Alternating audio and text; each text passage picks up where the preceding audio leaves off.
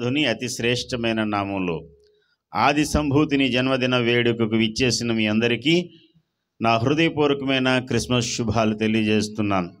Christmas ద్వారా దేవుడు ఏ ఆశీర్వాదాన్ని, శుభాన్ని దాచి ఉంచాడో ఆ సకల దీవెనలు, సకల శుభములు ఈ సావిత్రినగర్ యానం ప్రాంత ప్రజలందరికీ, ఈ లైవ్ ద్వారా దేవుని సందేశాన్ని వీక్షిస్తున్నటువంటి మా తెలుగు ప్రజలందరికీ కూడా నా హృదయపూర్వకమైనటువంటి క్రిస్మస్ శుభములు కలుగునుగాక. దేవుని వాక్యాన్ని మనం ధ్యానం చేసుకుందాం. పరిశుద్ధ బైబిల్ గ్రంథములో నుండి మీకా గ్రంథము 5వ అధ్యాయము 2వ వచనాన్ని చదువుకుని దేవుని వాక్యమును మనం ధ్యానం చేద్దాం. బెత్లెహేము ఎఫ్రాతా, యూదావారి కుటుంబములలో నీవు స్వల్ప గ్రామమైనను నా కొరకు ఇశ్రాయేలీయులను ఏలబోవాడు నీలో నుండి వచ్చును. పురాతన కాలం మొదలుకుని శాశ్వత కాలము ఆయన ప్రత్యక్షమగుచుండెను. ప్రార్థన చేద్దాం. తలలు వంచండి, కన్నులు మూయండి, నాతో పాటు ప్రార్థనలో ఏకీభవించండి. సకల ఆశీర్వచన శుభములకు మూలకారకుడా, సర్వశుభదాయకుడా, ఈ సమయంలో నాతోను నీ పిల్లలందరితోనూ మీరే మాట్లాడమని, మీ స్వరమును మాకు వినిపించి మీ ముఖదర్శనం ద్వారా మా అందరితోనూ మాట్లాడమని, వ్యతిరేక్తంగా పనిచేస్తున్నటువంటి దుష్టుని శక్తులన్నిటినీ, అంధకార క్రియలన్నిటినీ కాల్చి భస్మము చేస్తున్నాం. మీరు మాట్లాడండి. మీ సన్నిధి మాకు తోడుగా ఉంచండి. మహిమ, ఘనత, ప్రభావములు మీరు మాత్రమే పొంది మా జీవితాలను ఉల్లసింపచేయమని అయ్యా తండ్రి, ఈ కూడికని ఏర్పాటు చేసుకున్న సహోదరుడు ప్రభా విలియముని, తన సతీమణి, కుటుంబ సభ్యులను, ఈ ప్రాంతవాసులను మీరు ఆశీర్వదించమని యేసు పుణ్యనామమున వేడుకుంటున్నాం పరమ తండ్రి. ఆమేన్, ఆమేన్. ప్రభువునందు ప్రియ సహోదరి సహోదరులారా, చదవబడినటువంటి వాక్య భాగంలో ప్రత్యక్షమవుతున్న దేవుడు కనపడుతున్నాడు. దేవుడు ప్రత్యక్షమవుతూ ఉన్నాడట. ఎప్పటి నుంచి ఎప్పటి వరకు ఆయన ప్రత్యక్షమవుతున్నాడు అనేది ఈ రాత్రి మనం ధ్యానం చేద్దాం. రెండవది, ఎందుకు ప్రత్యక్షమవుతున్నాడు? దేవుడు ప్రత్యక్షం అవడం వల్ల కలిగినటువంటి ఫలం ఏంటి? దేవుని ప్రత్యక్షత వలన మానవ జాతికి ఒరిగేదేంటి? ఇది ఈ రాత్రికాల సమయంలో టూకీగా, ఎక్కువ రిపిటేషన్స్ అనేవి లేకుండా చకచక చెప్పుకుంటూ వస్తాను. దయచేసి గమనించండి. ఎందుకు ప్రత్యక్షం అవడం అంటే అర్థం ఏంటి? ప్రత్యక్షము అనే పదానికి అర్థం ఏంటి అంటే, అక్షము అంటే కన్నులు. ప్రతి అక్షము అంటే నీ కన్నుల ఎదుట ఆయన కనిపించడం పేరు ప్రత్యక్షము అంటారు. దేవుడు అదృశ్యుడు. దేవుడు అనగానే ఆయన గుణలక్షణాలను గూర్చి మనం ధ్యానం చేస్తే, దేవుణ్ణి గూర్చి పరిశుద్ధ బైబిల్ గ్రంథం చెబుతుంది అదృశ్య దేవుడు అని. ఆయనను గూర్చి మనకు కొలసీలకు రాసినటువంటి పత్రికలో అపోస్తులుడైనటువంటి పౌలు కొలసీ పత్రిక ఎంత వివరంగా చెప్పాడు. ఆయన అదృశ్య దేవుని స్వరూపి అయి ఉండి సర్వ సృష్టికి ఆది సంభూతుడుగా ఉన్నాడట. కొలసీ పత్రిక 1వ అధ్యాయం 15వ వచనం. ఆయన అదృశ్య దేవుని స్వరూపి అయి, అదృశ్య దేవుని స్వరూపి అయ్యాడు. సర్వ సృష్టికి అంటే దేవుడు అదృశ్యుడు. అదృశ్యుడు అంటే లేనివాడని కాదు, ఉన్నాడు కానీ కనబడడు అని అర్థం అన్నమాట. ఉన్నాడు కానీ ఎక్కడున్నాడు? ఎవరో ఒక మాట చెప్తారు, ఇందు గలడందు లేడని సందేహంబు లేదు అని. ఇక్కడ లేడు, అక్కడ లేడు, ఎక్కడున్నాడని వెతికే అవసరం లేదు. అంతటా ఉన్నాడు ఆయన. మరి అంతటా ఉన్నవాడు ఉన్నాడని ఎలా నమ్మాలి? ఉంటే ఎందుకు కనబడడం లేదు? ఎందుకు కనబడడం లేదు అంటే ఒక మాట నేను మీకు అర్థమయ్యేలా చెబుతాను. ఉన్నాడు కానీ కనబడడు అని చెప్పినప్పుడు ఈ మాట అర్థం చేసుకోవడం చాలామందికి కష్టతరంగా అనిపిస్తుంది. అయితే ఈ మాట చాలా ఈజీగా అర్థమయ్యేలా చెబుతాను, వినండి. ఈ భౌతిక సృష్టిలో కనబడుతున్న ఈ దృశ్యాదృశ్య ప్రపంచంలో, ఈ సృష్టిలో ప్రతి వస్తువును గూర్చి మనం ఆలోచన చేస్తే ఆ దేవుడి లక్షణాలు మనకు బయలుపరచబడతాయి అంటాడు రోమాపత్రిక 1వ అధ్యాయంలో అపోస్తులుడైనటువంటి పౌలే చెప్పాడు ఆ మాట కూడా. సృష్టింపబడిన వస్తువులను ఆలోచన చేస్తే దేవుని యొక్క మనస్సు ఏంటో మనకు అర్థమవుద్ది, దేవుడు యొక్క ఉనికి ఏంటో మనకు అర్థమవుద్ది, దేవుని తత్వం ఏంటో మనకు అర్థమవుతుంది. టోటల్ దేవుడే మనకు అర్థమయ్యేది ఎలాగయ్యా అంటే సృష్టింపబడినటువంటి వాటిని ఆలోచించుట వలన. దేవుడు చేసినటువంటి ఈ సృష్టిలో కనబడకుండా మనకు అవసరమై మనకు ప్రాణాధారమైంది ఏదయ్యా అంటే గాలి. గాలి కనబడుతుందా అంటే కనబడదు. మరి ఉందని ఎలా నమ్మాలి అంటే ఉంది, లేకపోతే అండి స్పర్శ తగులుతున్నప్పుడు గాలి మనకు ఉందని తెలుస్తుందని. ఇప్పుడు కూర్చున్నాం, ప్రశాంతంగా ఉంది, ఎవరు తల ఎగరడం లేదు, ఏ వస్తువు ఎగరడం లేదు, స్తబ్దంగా ఉంది. ఇంత ఓపెన్ గ్రౌండ్ అయినా కనీసం ఒక చెట్టు కూడా కదలకుండా ప్రశాంతంగా ఉంది వాతావరణం అంతా అండి. మరి గాలి ఉందా లేదా అంటే ఎందుకు లేదు సార్? ఏది కదలకపోయినా ఇక్కడ గాలి ఉంది. గాలి ఉంది, గాలి ఉందంటే ఒక్కొక్కరు కొంతమంది అనుమానంగా చూస్తుంటారు. గాలి అంటే కొంతమంది దృష్టిలో దెయ్యాలని గాలి అంటారు. ఇదంతా గాలి గుణమండి, దెయ్యం పట్టింది అని అనకుండా గాలి పట్టిందండి అంటారు. మరి దెయ్యాలకు గాలి అనే పేరు ఎలా పెట్టారో తెలియదు, కానీ అది చాలా కాలంగా ఒక నానుడిగా అందరి నోట్లోనూ ఆడేదిగా ఉండిపోయింది. ఆ గాలిని గురించి మాట్లాడడం లేదు సుమా.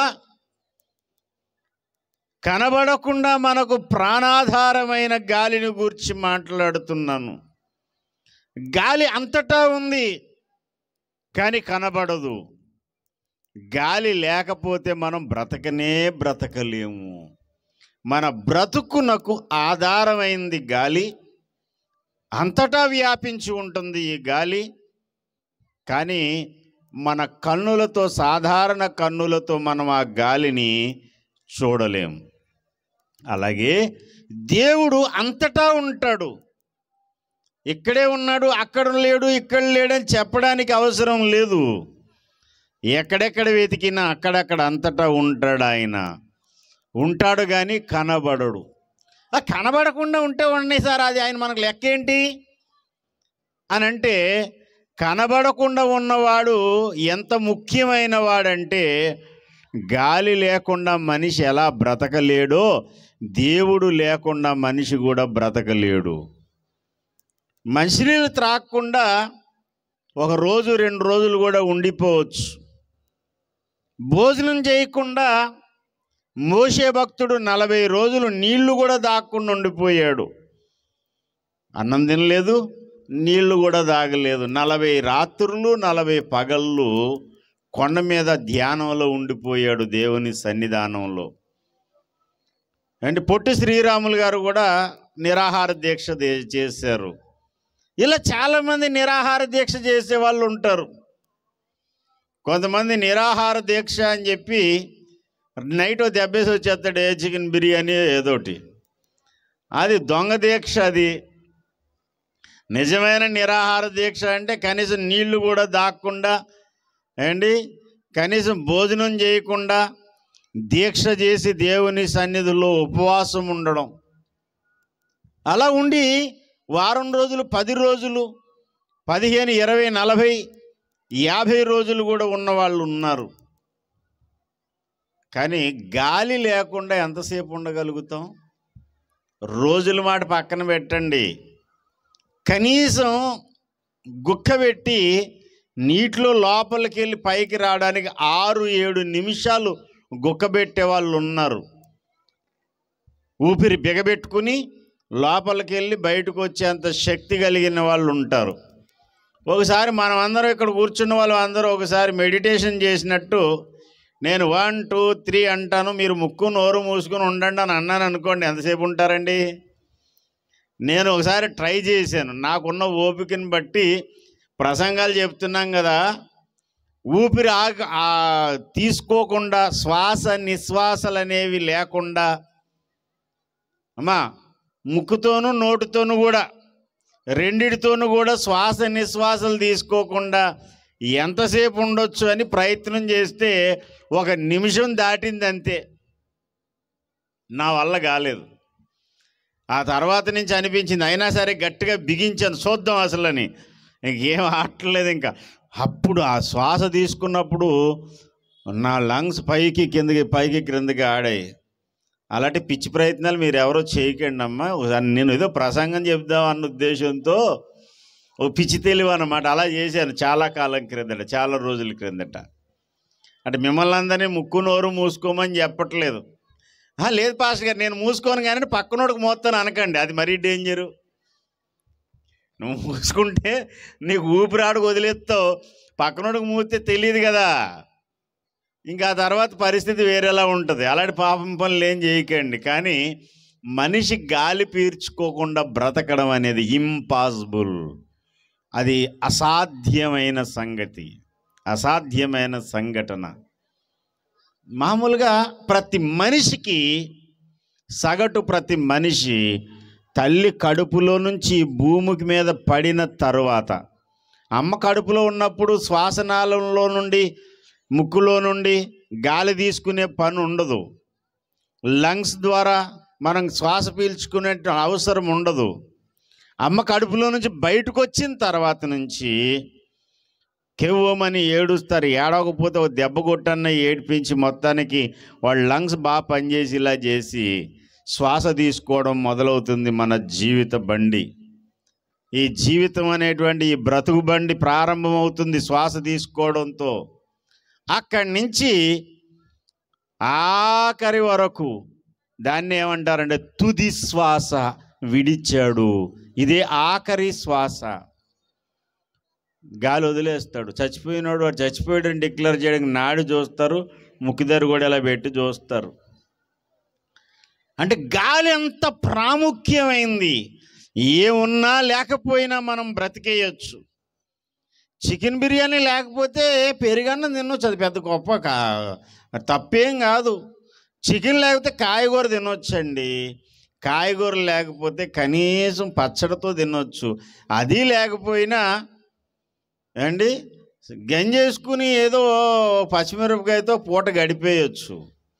ఇల్లు లేకపోతే ఏం బాధ లేదు, ఏ చట్నీ అన్నో బ్రతకొచ్చు. నీళ్ళు లేకపోతే కొన్ని రోజులు బ్రతకొచ్చు. గాలి లేకుండా మనిషి బ్రతకడం అనేది ఇంపాసిబుల్. అలాగనే దేవుడు లేకుండా ఈ భూమి మీద ఎవడు కూడా ఉనికి కలిగి ఉండడం ఇంపాసిబుల్. ఈ భూమి మీద నువ్వు ఉనికి కలిగి ఉన్నావు అంటే దీనికి మూలాధారం, దీనికి ప్రముఖమైన కారణం అదృశ్యుడైన దేవుడే సుమా. ఈరోజు నువ్వు ఊగిసలాడుతున్నావు. పెద్ద పెద్ద మాటలు మాట్లాడతారు కొంతమంది, చాలా వ్యంగ్యంగా అపహాస్యంగా మాట్లాడతారు మరికొంతమంది. మాట్లాడండి, నోరుంది కదా మాట్లాడండి. కానీ నీ శ్వాస నిశ్వాసలకు మూలాధారమైనటువంటి దేవుణ్ణి గూర్చి నువ్వు వ్యంగ్యంగా మాట్లాడొద్దు. నువ్వు తోలుబొమ్మవురా నాయనా. విలియం గారు బుడగలు పెట్టినానే వాక్యాలు పెడతానన్నాడు, చాలా సంతోషం. ప్రతి కోటాల్లో క్రిస్మస్ కోటాల్లో బుడగలు పెడతారు సాధారణంగా. ఎందుకనుకుంటున్నారు? ఒరే వచ్చిన నువ్వు ఎన్ని రంగు బట్టలు వేసుకొచ్చినావు, బుడగవేరా నాయన అని చెప్పడానికి. లోకమే రంగుల బుడగ, ఈ లోకమే రంగు రంగుల బుడగ. ఏ బుడగ ఎప్పుడు పేలిపోద్దో తెలియదు. అమెరికా వాళ్ళు తెల్ల బుడగలైతే, ఆఫ్రికా వాళ్ళు నల్ల బుడగలైతే, యూరప్ వాళ్ళు ఎర్ర బుడగలు అవుతారు. బుడగ రంగు మారింది కానీ దాని బ్రతుకు ఒకటే. గాలి ఉన్నంతసేపు బుడగ పొంగిపోద్ది, ఎప్పుడు పేలిపోద్దో తెలియదు. నీ జీవిత బుడగ కూడా పేలిపోయే రోజు ఒకటి ఉంది. జాగ్రత్త. బుడగ అనే సంగతి నా చిన్నప్పుడు మరి ఎవరు రాశారో తెలియదు కానీ సుధాకర్ అయ్య గారు పాడేవారు ఈ పాట. ఏండి, ఎవడు అంటే నువ్వు ఏ బుడగ, బుడగవరా నీవు బ్రతకవురా, కుండవురా నీవు పగిలెదవురా, పువ్వు రాలు విధముగా నువ్వు రాలిపోతావు. జీవితం చాలా స్వల్పమైంది. సృష్టికర్త అయిన దేవుని గురించి మాట్లాడేటప్పుడు ఒళ్ళు దగ్గర పెట్టుకుని మాట్లాడు. ఆయన కనిపించకుండా అంతటా ఉన్నాడు. అంతేకాదు, ఆయన లేకుండా మనం బ్రతకడం అనేది సాధ్యం కాదు, ఇంపాసిబుల్. అందుకే ఆయన గాలి వలె ఉన్నాడు. అందుకే మన వాళ్ళు ఒక మెట్టి ఎదరికి ఒక అడుగు ముందుకేసి అన్నారంటే ఆ గాలినే దేవుడు అన్నారు. గాలి దేవుడు కాదు, పంచభూతాలన్నిటినీ దేవుడు చేశాడు. గాలి, నీరు, నిప్పు, భూమి, ఆకాశం, ఈ పంచభూతాలు, ఈ దృశ్య అదృశ్యమైన ప్రపంచమును సృష్టికర్త అయిన దేవుడు చేశాడు. ఈ సృష్టి దేవుడు కాదు అని నేను చెప్పడం కాదు, వేదాలు చెబుతున్నాయి, పరిశుద్ధ గ్రంథం చెబుతుంది. ఈ దృశ్యాదృశ్యమైన ప్రపంచంలో ఉన్న ఈ గాలిని మనం ధ్యానం చేస్తే గాలి చెబుతుంది నేను అదృశ్యముగా అంతటా ఉన్నాను అని. ఈ గాలి ద్వారా దేవుణ్ణి మనం తెలుసుకోవచ్చు. ఎలా అంటే ఆయన అంతటా ఉన్నాడు, అందరికీ అవసరమై ఉన్నాడు, అందరికీ జీవాన్ని కలిగిస్తూ ఉన్నాడు. అంతేకాదు, కనబడకుండా ఉన్నాడు. ఆ కనబడకుండా ఉన్న దేవుడు ఎప్పటి నుంచి ఉన్నాడు అంటే ఆయన ఎప్పుడూ ఉన్నాడు. ఒకానొక కాలంలో ఆయన ఉన్నాడు, ఇంకొక కాలంలో లేడు అని కాదు. ఇలా క్రిస్మస్ కూడిక ద్వారా క్రీస్తు ప్రభుల వారు 2000 సంవత్సరాల క్రిందట ఈ లోకానికి వచ్చాడు అంటే, అవును మీ దేవుడు వయసు 2000 సంవత్సరాలు అంటాడు ఒక ఆయన. బాబు, మా దేవుడు మీ దేవుడు అనే మాటే తప్పయ్యా. ఉన్నవారందరికీ ఒక్కడే దేవుడు ఉన్నాడు. ఆయన ఈ మానవ లోకానికి ఒక ప్రత్యేకమైన ఉద్దేశంతో వచ్చింది మాత్రం 2024 సంవత్సరాలు +3 2027.5 సంవత్సరాలు. ఏండి, ఆయన వచ్చింది ఈ భూమి మీదకి అంటే అంతకు ముందు లేడా అంటే ఆయన అంతకు ముందు ఉన్నాడు, ఎప్పుడూ ఉన్నాడు. ఎప్పుడూ ఉన్న దేవుడు అప్పుడప్పుడు కళ్ళ ముందు కనబడకుండా ఉన్నవాడు తలుక్కును మెరిచి ఇదిగోరా నేనున్నాను అని తన యొక్క దివ్య రూపమును ఆయన కనుపరుస్తూ వచ్చాడు. దాని పేరు ఏం పేరయ్యా అంటే ప్రత్యక్షత అంటారు. నేను ప్రారంభంలోనే చెప్పాను, కనబడకుండా అంతటా ఉన్న దేవుడు అప్పుడప్పుడు ప్రత్యక్షమవుతూ వచ్చాడు. అలా ప్రత్యక్షమైన సందర్భాలు చాలా ఉన్నాయి. అందులో 1 లేక 2, మరి కాదనుకుంటే 3 నేను చెప్పి ముగించి. ఎప్పుడు ప్రత్యక్షమైన ఒక ప్రత్యేకమైన కారణం ఉండాలి. ఊరికనే తలుక్కును మెరిసేసేవాడు కాదు. ఆయన ఎప్పుడు ఎక్కడ ఎవరికి ప్రత్యక్షమైనా ఒక ప్రముఖమైనటువంటి కార్యం ఉంటే తప్ప ఆయన ప్రత్యక్షం కాలేదు, కాడు కూడా. ఒకసారి ఈ భూలోకాన్ని చేసిన తర్వాత ఈ భూలోకంలో ఉన్నటువంటి మనుషులందరూ ఒకానొక సమయం వచ్చింది, ఈ భూలోకంలో ఉన్న మనుషులందరూ ఒకే భాష ఒకే పలుకు పలుకుతూ ఉన్నారు. అందరిది ఒకటే భాష ఒకటే పలుకు. ఆదికాండం 11వ అధ్యాయం 1వ వచనంలో ఉంటుంది ఈ మాట. భూమి అందంతటా ఒక్క భాషయు ఒక్క పలుకుయు ఉండెను అని ఉంది బైబిల్లో. అమ్మా, ఇన్ని భాషలు ఇన్ని యాసలు లేవు. ఒకే భాషలో ఎన్నో యాసలు, ఇక్కడికిక్కడే తెలుగులో ఎన్నో రకరకాల యాసలు ఉన్నాయి. అందరూ మాట్లాడేది తెలుగే. కాకినాడ వాళ్ళు మాట్లాడేది అదే తెలుగు, భైరవపాలెంలో మాట్లాడేది అదే తెలుగు, హైదరాబాదులో మాట్లాడతారు అదే తెలుగు, కర్నూలు రాయలసీమలో మాట్లాడతారు అదే తెలుగు, శ్రీకాకుళంలో మాట్లాడతారు ఒకే తెలుగు. కానీ ఎన్నో యాసలు ఉన్నాయి, పలికే విధానంలో తేడా ఉంది. కానీ భూమి అందంతటా ఒక్క భాషయు ఒక్క పలుకు ఉన్నటువంటి ఒక సందర్భాన్ని గూర్చి బైబిల్ చెబుతుంది. ఆదికాండం 11:1 ఆ మాట భూమి రాయబడింది. అందంతటా ఒక్క భాష ఒక్క భాషయు ఒక్క పలుకును ఉండెను. భూమి మీద ఎన్ని కోట్ల మంది ప్రజలు ఈనాడు ఉన్నారో అనేక భిన్న భాషలు, విభిన్న భాషలు మాట్లాడేవారు ఈనాడు మనకు కనబడుతున్నారు. ఎన్ని భాషలు ఉన్నాయో, లిపి కలిగిన భాషలు కొన్ని, లిపి లేని భాషలు ఇంకెన్నో ఉన్నాయి. కానీ భూమి అంతా ఒకే భాష, ఒకే పలుకు ఉంది. అప్పుడు ఈ భూలోకాన్ని ఒకడు పరిపాలన చేస్తున్నాడు. వాడు పరిపాలన చేసి వాళ్ళందరికీ ఏం చెప్పాడంటే, మనము ఆకాశాన్ని అంటుకునేంత ఒక గోపురం కడదాము, మనమందరం భూమి మీద చెదిరిపోవద్దు, మనమందరం యూనిటీగా ఉందాం అన్నాడు. అక్కడ వరకు చాలా సంతోషం. వీరు అనుకున్న ఆ యూనిటీ వరకు ఉంటే సరిపోను. వాడేం చేశాడంటే ఒక అడుగు ముందుకేసి ప్రపంచ ప్రజలందరినీ తన వైపుకు మలుపుకున్నాడు. సృష్టికర్త అయిన దేవుడు ఎవడు లేడు, నేనే దేవుణ్ణి. నా భార్య ఆకాశపు రాణి సెమీరామిస్ నా భార్య. ఆదికాండం 3వ అధ్యాయంలో దేవుడు 15వ వచనంలో ఒక వాగ్దానం చేశాడు. స్త్రీ సంతానముగా ఒక కుమారుడి భూమి మీద పుడతాడు అని.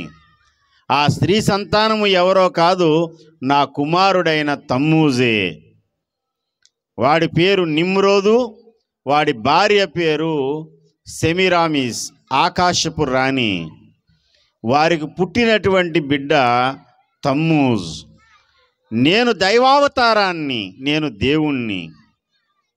నా భార్య ఆకాశపు రాణి, ఆమెను పూజించండి.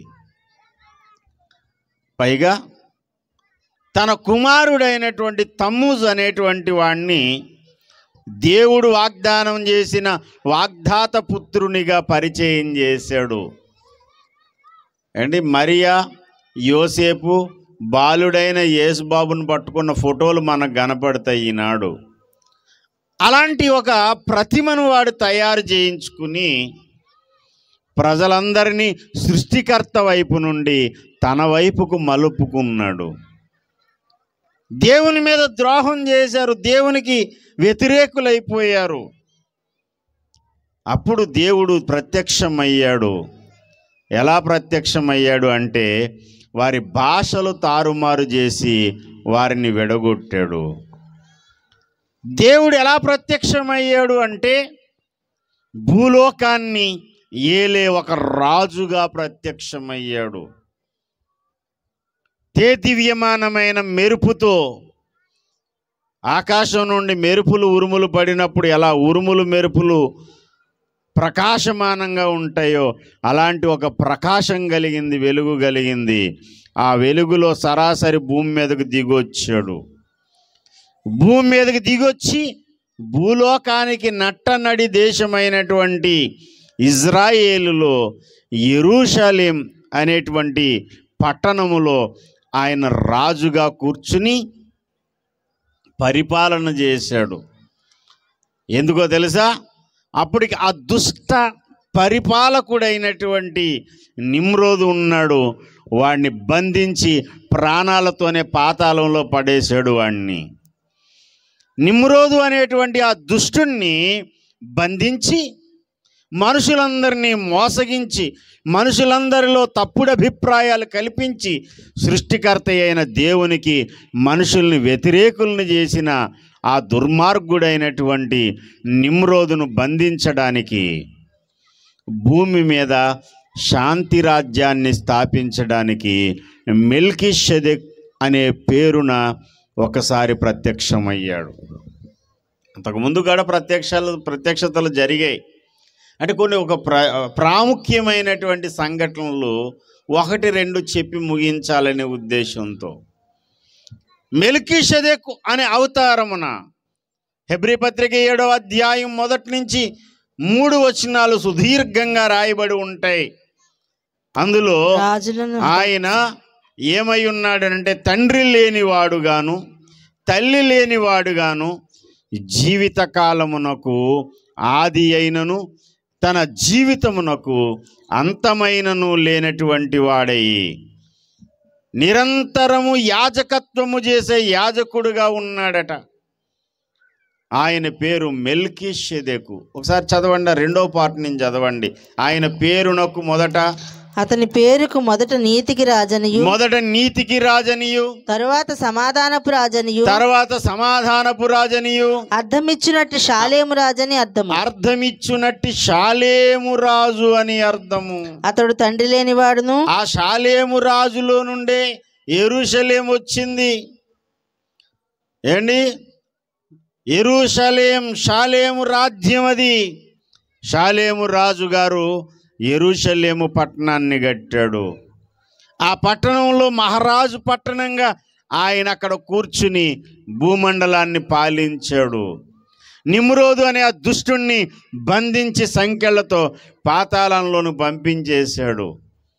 అలా కొంతకాలం ఆయన ఈ భూమి మీద రాజ్య పరిపాలన చేస్తూ 2వది యాజకత్వము కూడా చేశాడంట. ఆయన రాజా యాజకుడా అంటే రాజు యాజకుడు కూడా. ఎవరో కాదు, మన ప్రభువైన యేసే. దేవునికి స్తోత్రం కలుగునుగాక. అప్పుడు ఒక కన్యక గర్భాన పుట్టలేదు, ఎవరో పెళ్ళైనటువంటి జంటను కొడుకును కూడా పుట్టలేదు, అసలు పుట్టే అవకాశమే లేదు. మహిమంతా విడిచిపెట్టాడు, భూలోకం తట్టుకోగలిగిన మహిమలో వచ్చాడు.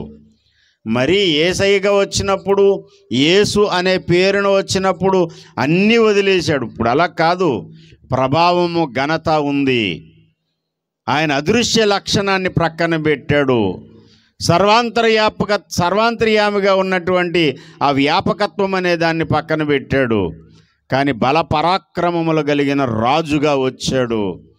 వచ్చి ఆ నికృష్టుడైనటువంటి నిమ్రోదు అనేటువంటి వాణ్ణి బంధించి పాతాళంలో పడేసి దేవుడికి ఎలా ప్రార్థన చెయ్యాలో, దేవునికి ఎలా యాజకత్వం చెయ్యాలో, దేవునికి మనుషులకి మధ్యలో మధ్యవర్తి అయి మానవ జాతికి విమోచకుడై మానవులందరికీ దైవ నీతిని, దేవుని సమాధానమును ప్రకటించాడు.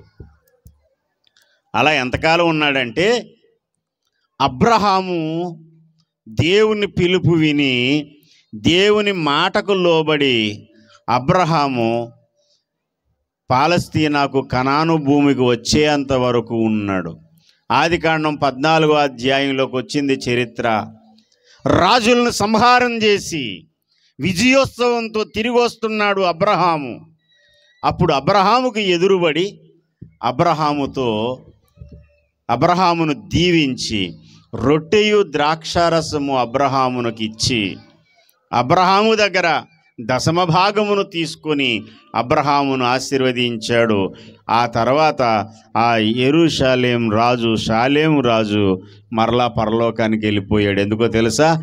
ఆయన చేయవలసిన డ్యూటీ చేసేటువంటి ఒక యాజకుడుగా, ఆయన చేయవలసినటువంటి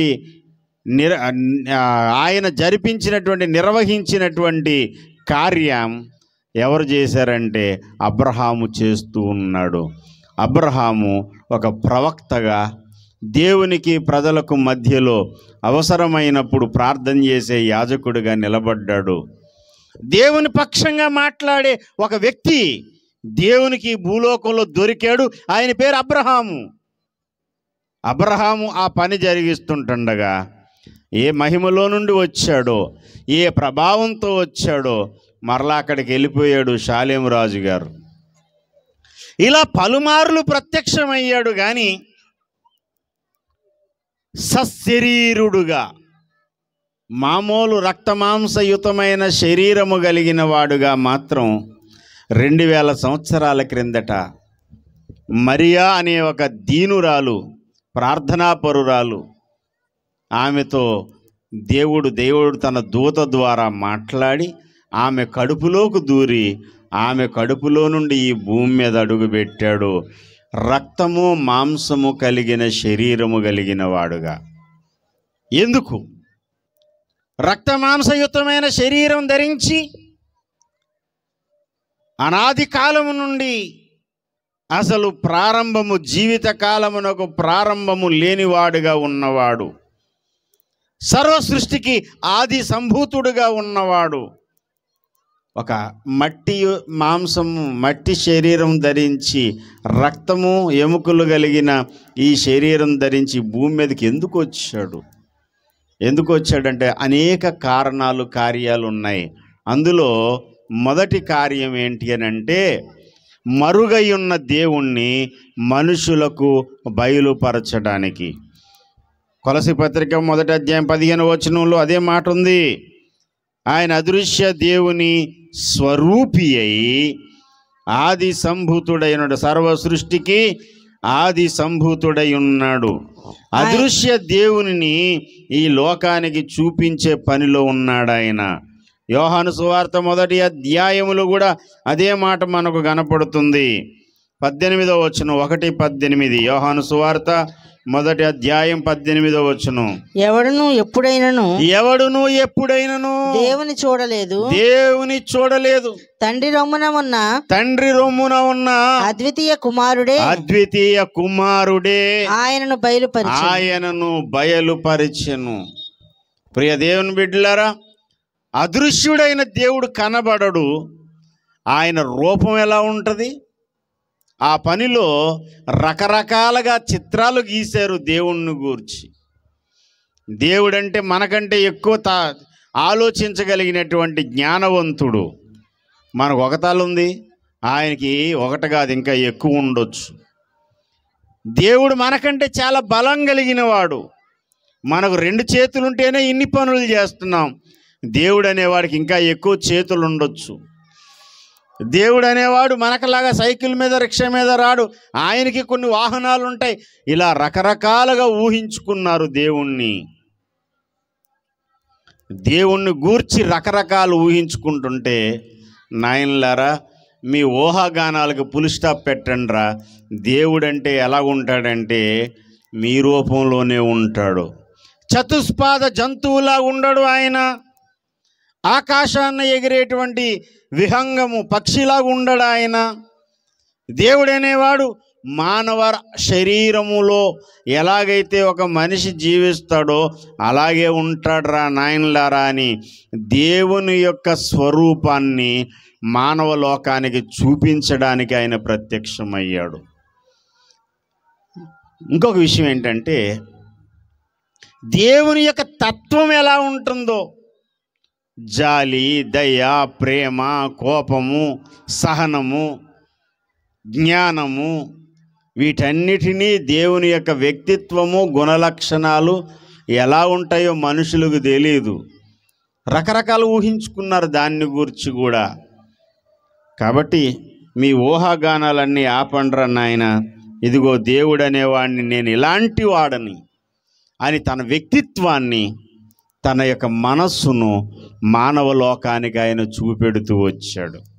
నా ప్రియమైనటువంటి సహోదరి సహోదరులారా, సకల యుగములలో రాజయుండి సర్వము చేయగలిగిన వాడయుండి భూమి మీద మట్టి మాంసాన్ని ధరించి, మట్టి శరీరాన్ని, రక్తము మాంసము ఎముకలు కలిగిన ఈ శరీరాన్ని ధరించడానికి కారణం మరి దేవుడు ఇలా ఉంటాడరా అని చూపించడానికి, దేవుని తత్వాన్ని చూపించడానికి. ఇక మూడో విషయం ఏంటంటే, ఆ దేవుని దగ్గరకు మనిషిని చేర్చే ఒక దారిని చూపించడానికి. మనుషులు ఏనాటికైనా దేవుని చేరుకోవలసిందే, లేకపోతే ఆరని అగ్నిగంధకాల గుండానికే వెళ్తారు మానవులు.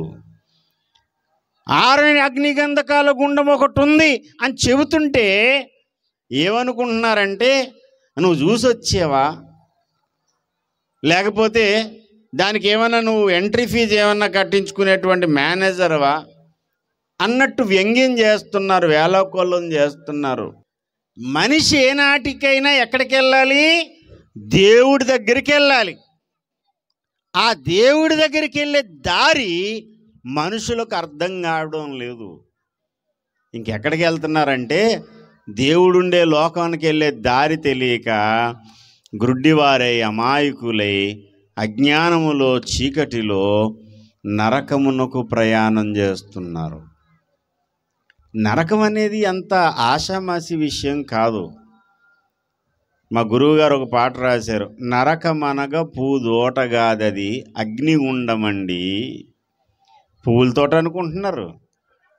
ఒక ఆయనంట నరకానికి వెళ్తాడంట, అక్కడికి వెళ్ళి అక్కడున్న బట్టలతోటి, యమ బట్టలతోటి మళ్ళీ పెట్టుకుంటాడు మీటింగు. కార్మికులంటే 8 గంటలు పని చెయ్యాలి అని వాళ్ళందరిలోనూ ఉద్యోగం తీసుకొచ్చి స్ట్రైక్ చేయించాడట. మా చిన్నప్పుడు చూశాను నేను సినిమాలు అనుకుంటున్నారు. సినిమా కాదు బాబు, నీ ఫిలిం మాడిపోద్ది అక్కడ నరకానికి కానీ వెళ్తే. అక్కడ స్ట్రైక్ చేయడానికి, అక్కడ మళ్ళీ చిత్రగుప్తుడితో ఆటలాడుకోవడానికి అంత ఎటకారం ఏమి ఉండదు. నీ బాధ పట్టించుకునేవాడు ఉండడు నరకంలోకి వెళ్తే. అంటే అక్కడ అరవడం, కేకలు వేయడం తప్ప ఇంక వేరే మార్గం లేదు అక్కడ. ఎన్ని రోజులంటే ఎంత గట్టిగానే వరిసినా సరే నీ పక్కనోడు కూడా పట్టించుకోడు, ఎందుకంటే ఆడు అరుస్తూనే ఉంటాడు. పోలేరా ఏడకో, రే బాబు ఏడకో, ఏడకండి అని కూడా ఉండడు. ఊరుకమ్మా ఊరుకో అని ఊరుకోబెట్టుకోడు ఉండడు. ఎవడ గోల ఆడిది, ఎవడ బాధ ఆడిది. పటపట పటపట పళ్ళు కొరుకుతారు. అక్కడ ఏడ్పును, పండ్లు కొరుకుటయు ఉండును. అది నరకం. నీ శరీరానికేమో కాలి బూడిదైపోద్ది, కానీ ఆత్మ కాలి బూడిదైపోదు. అగ్ని మంటల్లో కాలుతూనే ఉంటుంది, కానీ అక్కడ అగ్ని ఆరదు, ఆత్మకు చావు లేదు. యుగయుగాలు బాధపడుతూనే ఉండాలి. ఆ నరకపు బాధ ఎవ్వరూ పడకూడదండి. అందుకే ఈ వేదన, ఈ బాధ, ఈ రోదన. నరకం అంటే ఏంటో అర్థమైంది. నరకపు శిక్ష ఎంత బాధాకరమైందో నాకు అర్థమైంది. ఎన్నో ప్రసంగాలు చెప్పొచ్చు, ఎన్నో విషయాలు, మర్మాలు చెప్పుకోవచ్చు. అన్ని మర్మాలు విని నువ్వు నరకానికి వెళ్తే అక్కడి నుంచి తప్పించేవాడు ఉండడు ఎవడు కూడా. అన్ని విషయాలలోనూ, అన్ని శాస్త్రాలలోనూ నువ్వు తలబండిపోయినా నరకము నుండి తప్పించుకునే మార్గము నీకు తెలియకపోతే నీ అంత దౌర్భాగ్యుడు ఇంకెవడో ఉండడు ఈ ప్రపంచంలో. చేతులు జోడించి చెబుతున్నాను, ఇంకా నరకమును తప్పించుకునే మార్గము నీకు తెలియకపోతే ఈ రాత్రే తెలుసుకో. ఈ రాత్రే నరకానికి వెళ్ళే పరిస్థితి నుంచి బయటకు వచ్చేయి. అసలు మనిషి ఎందుకు నరకానికి వెళ్తున్నాడంటే పాపము ద్వారా మాత్రమే మనిషి నరకానికి వెళ్తాడు. పాపము మనిషిని దేవుడి దగ్గరికి వెళ్లకుండా నరకము అనే శిక్షాస్థలానికి తీసుకువెళ్తుంది. అర్థమైందా? నరకం అనే శిక్షాస్థలానికి వెళ్ళడానికి కారణము ఎవరో కాదు, నీలో ఉన్న పాపమే, నీవు చేస్తున్న అతిక్రమాలే. నువ్వు సృష్టికర్తను విడిచిపెట్టి సృష్టిని ఆరాధించడమే, సృష్టికర్త అయిన దేవునితో నువ్వు విభేదం కలిగి ఉండడమే నువ్వు చేస్తున్న దౌర్భాగ్యమైనటువంటి పని. ప్రియ అన్నయ్య, ఎందుకు నువ్వు నరకానికి వెళ్ళాలి? ఎవరైనా ఎందుకు నరకానికి వెళ్ళాలి? వద్దు, వెళ్ళొద్దు. నరకము నుండి తప్పించుకునే ఏకైక మార్గం ఉంది అండి. ప్లేట్లెట్స్ తగ్గిపోతే డెంగ్యూ జ్వరాలు వచ్చినప్పుడు ప్లేట్లెట్ తగ్గిపోతే ఎవరో పక్కన ఆవిడ చెప్పింది, అదేం కాదు సార్, మీరేం కష్టపడొద్దు, బొప్పాయి ఆకుల రసం 2 పూటలు పట్టించండి అంటే, అబ్బే నేను పెద్ద హాస్పిటల్లోనే ఉంటాను తప్ప ఆఫ్టర్లో నీ బొప్పాయి ఆకుల రసం నాకు కావాలా అని అనుకుంటే నీ కర్మ అంతే. నేను అలాగే అనుకున్నాను. హాస్పిటల్లో అడ్మిట్ అయ్యాను. 10 రోజులు బట్టి మందులు వాడుతున్నాను. ప్లేట్లెట్లు తగ్గిపోతున్నాయే తప్ప ఇంక్రీజ్ అయ్యేది ఏం కనపడడం లేదు. రోజు రోజుకి డిక్రీజ్ అవుతూనే ఉన్నాయి, తగ్గిపోతూ ఉంది, ప్లేట్లెట్స్ పడిపోతున్నాయి. మందులు వాడుతున్నాను, సెలైన్ ఎక్కుతుంది. మా గురువు గారు ఆత్మీయ తండ్రి అద్దంకి రంజిత్ తోఫిరయ్య గారు పాస్టమ్ గారితో మాట్లాడారు. నేను ఐసీయూలో ఉన్నాను. అమ్మ అర్జెంటుగా తీసుకెళ్ళి బొప్పాయి ఆకుల రసం కొంచెం 2 స్పూన్లు ఒక చిన్న టీ గ్లాస్తో ఒక హాఫ్ గ్లాస్ అన్న పట్టించండి బాబుకి అంటే అసలు నేను మాట వింటలేదు. ఎందుకు వింటలేదంటే అప్పటికే 5 రోజులు బట్టి వాంతులు, విపరీతమైన వాంతులు, కడుపు అంతా నొప్పి, విపరీతమైన నొప్పి, రాత్రి పగలని తేడా లేదు. వాంతులు వాంతులు వాంతులు వాంతులు, హై ఫీవరు, ఒక పక్కన జ్వరం ఉంది, ఒక పక్కనేమో కడుపు నొప్పి, ప్రేగులు పట్టి ఇలా తిప్పేస్తున్నట్టు ఉండేది. తాగమని ఎంత బతిమాలినా సరే నేను తాగలేదు. వద్దు వద్దు వద్దు అంటున్నాను. ప్లేట్లెట్స్ ఏమో తగ్గిపోతుంది. అడ్మిట్ అయ్యేసరికి ఒకలా ఉంటే అమాంతంగా తగ్గిపోతూ ఉంది. నాకు అర్థమవుతుంది పరిస్థితి ఏదో తేడా అయిపోయేలాగా ఉందని. పాస్టర్ గారు చెప్తున్నారు, ఎలాగనే తాగండి. అయ్యగారు చెప్పారు తాగాలంతే. బలవంతాన్న ఆయన చెప్పిన మాట వినాలని నాకు ఇష్టం లేకపోయినా నోట్లో పోసారు, కొంచెం తాగాను. ప్లేట్లెట్ కౌంటు డౌన్ అవ్వడం మానేసి అలాగ ఆగిపోయింది. మళ్ళీ 2వ రోజు నుంచి మళ్ళీ పెరగడం మొదలుపెట్టింది. దేవునికి స్తోత్రం, హల్లెలూయా. కొన్ని తేలిగ్గా సులువుగా కనపడతాయి అండి ఇలాంటి చిట్కాలే. అవి ఎలా ఉంటాయంటే వెటకారంగా వ్యంగ్యంగా ఉంటాయి. అంత పెద్ద డాక్టర్ గారు వల్ల అవ్వలేంది, అంత పెద్ద హాస్పిటల్ వల్ల అవ్వలేంది, ఇది ఈ చిన్న మందు వల్ల అవుతుందా? కొంతమందికి ఏముండాలంటే పెద్ద హాస్పిటల్ ఉండాలి.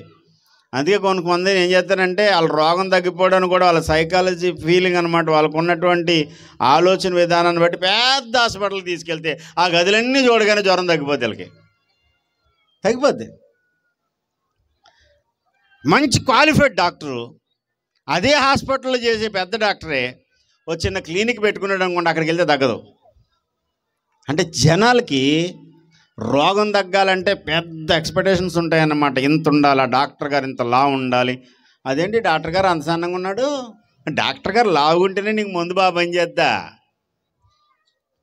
డాక్టర్ గారు కోట్ వేసుకున్నాడా సూట్ వేసుకున్నాడా కాదు, డాక్టర్ గారు ఇచ్చిన మందు నీ రోగం తగ్గిందా లేదా అనేది కావాలి.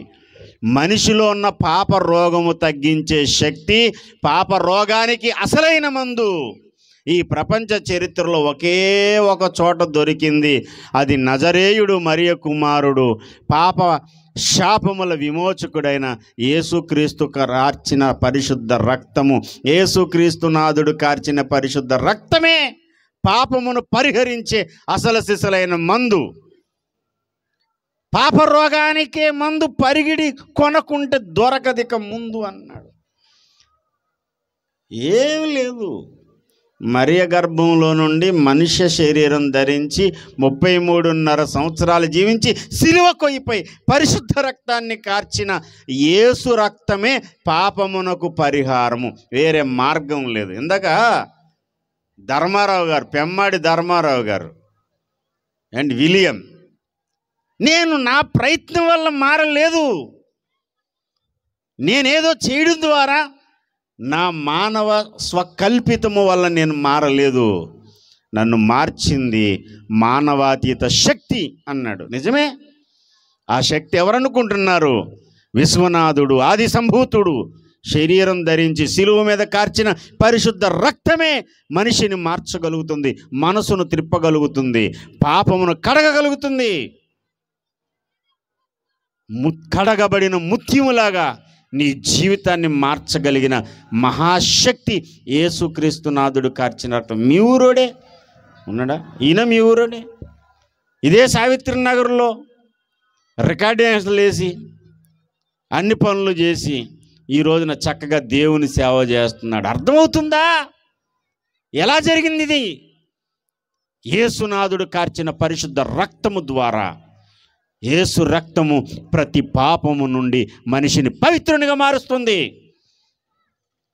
బుద్ధిని మారుస్తుంది, ఆలోచన విధానం మారుస్తుంది. పాపం కొరకు పరిగెత్తేవాడు పరిశుద్ధుడైన దేవుని కోసం పరిగెత్తేలా మార్చేస్తుంది. మార్చేస్తున్నారు. ఏం మారుస్తున్నాం? బ్రతుకులు మారుతున్నాయి, నడక మారింది, నీ చూపు మారింది. ఒకప్పుడు ఆడపిల్లలు వెళ్ళిపోతుంటే వ్యంగ్యంగా చూసి అపహాస్యం చేసిన వ్యక్తులు, ఇలాంటి కోటాలు జరుగుతుంటే ఈయన గారు అక్కడ కూర్చుని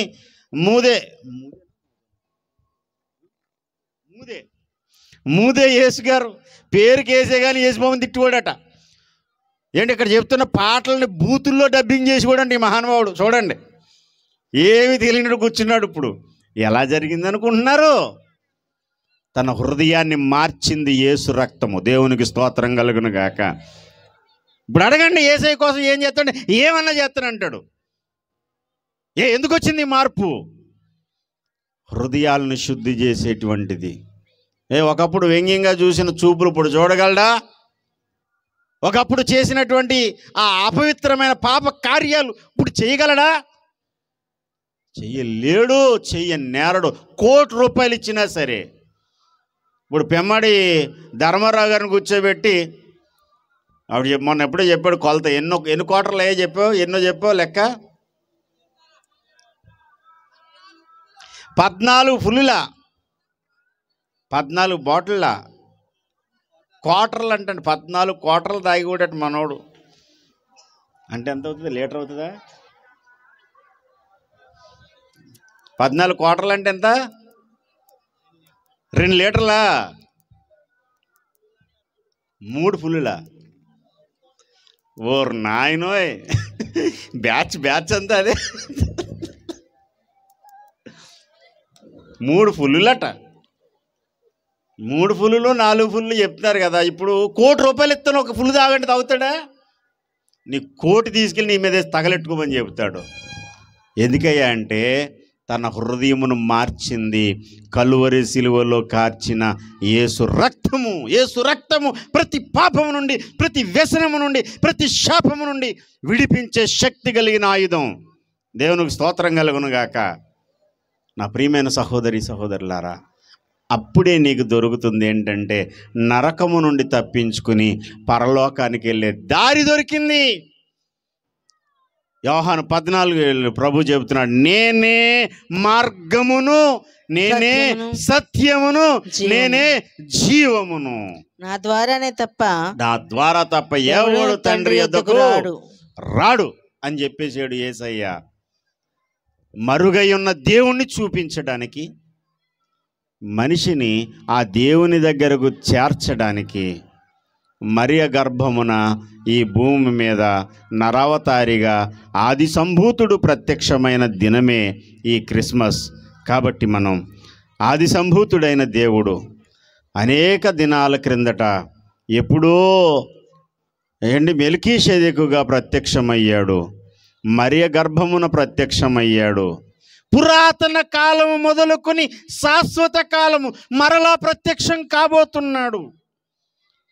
ఒకప్పుడు మరియ గర్భమున వచ్చిన యేసే మరలా మహాదేవుడుగా, రాజాదిరాజుగా, ప్రభువులకు ప్రభువుగా, విశ్వాధిపతిగా ఈ భూమి మీదకు రాబోతున్నాడు యేసు స్వామి.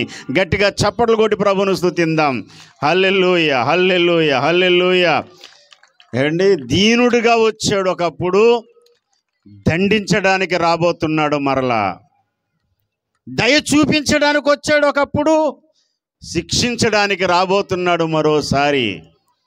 ఈ లోపుగానే నువ్వు మారు మనసు పొంది, రక్షణ పొంది, యేసయ్యతో సమాధాన పడితే, యేసయ్యను రక్షకునిగా హృదయంలో స్వీకరిస్తే నీ జన్మ కర్మ పాపాల నుండి విడుదల పొందుతావు.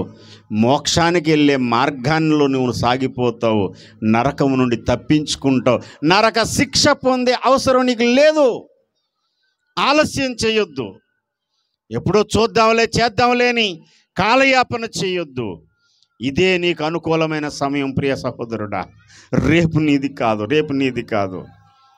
ఎందరినో చూసాం, జీవితకాలం ఎంత అనుభవిస్తారు అనుకున్న వాళ్ళు ఉన్నారు. ఏమీ అనుభవించకుండానే గుండాగి చచ్చిపోయారు. ఏ రోజు నువ్వు పోతావో తెలియదు. ఈ రాత్రి నీకు అనుకూలమైన సమయం. ఇదే రక్షణ దినం. ఆలస్యం చేయక ఇంకా యేసును ఎరగకుండా యేసైన హృదయంలో చేర్చుకోకుండా నువ్వు బ్రతికితే ఇప్పుడే నీ హృదయాన్ని యేసైకి ఇచ్చేయి.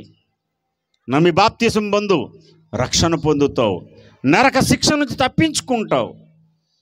నరక శిక్ష తప్పించుకుని యేసైతో సమాధాన పడిన వారందరూ కూడా మీరొక పని చేయాలి. పురాతన కాలం మొదలుకొని శాశ్వత కాలం వరకు ప్రత్యక్షమవుతున్నా ఆది సంభూతుణ్ణి గూర్చి అనుదినము ప్రకటించాలి. అనుదినము ఆయన రక్షణ వార్త ప్రకటించే బాధ్యత ప్రతి క్రైస్తవుని మీద ఉంది. ఒక స్థిత ప్రజ్ఞత కలిగి ఒక స్థిరమైన తీర్మానం చేసుకుందాం. నిన్ను ప్రకటించని రోజు నా జీవితంలో వద్దు ప్రభువా, నిన్ను ప్రతి ఒక్కరికి చాటి చెప్పాలి, అట్టి కృప నాకు దయచేయండి అని మనం దేవునితో తీర్మానం చేసుకుని ఒక మాట చెప్పి ఇక్కడి నుంచి వెళ్దాం. లేచి నిలబడండి, ప్రార్థన చేసుకుందాం. అందరూ లేచి నిలబడండి. పురాతన కాలం మొదలుకొని శాశ్వత కాలం ప్రత్యక్షమవుతున్న దేవునికి మనం ప్రతిజ్ఞ చేద్దాం.